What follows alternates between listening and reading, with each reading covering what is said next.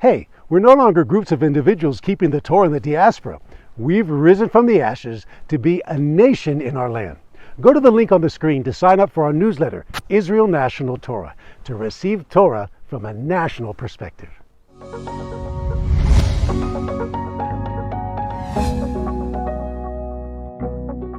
In this week's Torah reading of Beshalach, the manna starts to fall from heaven, and the Jewish people wake up every morning to a bowl of, not cornflakes, but manna flakes.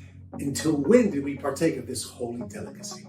The verse says, Ad boam el ktseh eretz Canaan, until they reach the border of the land of Canaan. Why? You would think that as we enter Canaan, this holy food would begin. To stop it as we enter the Holy Land, does that sound right? Let me hear you say, that ain't right. That ain't right. The famous Moroccan Kabbalist Avram Azulai, in his seminal work, Chesed L'Avraham, explains. He says the following logic. Fruits that grow outside the land of Israel carry within them impurities, and therefore, En guf tameh nasa kli l'ruchani kadosh.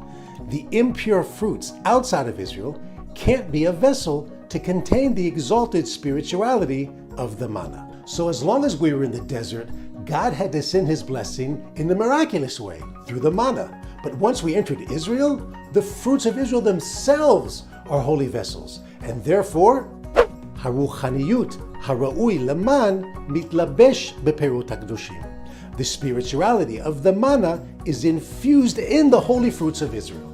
In other words, in Israel, we don't need the manna because we get the same spiritual holiness through natural means, through the fruits of the land of Israel. So from now on, get your dates, your wine. There's great wines in Israel. You can even buy whole wheat flour from Israel. And you'll be infusing into your body the spiritual and healing powers of the land of Israel.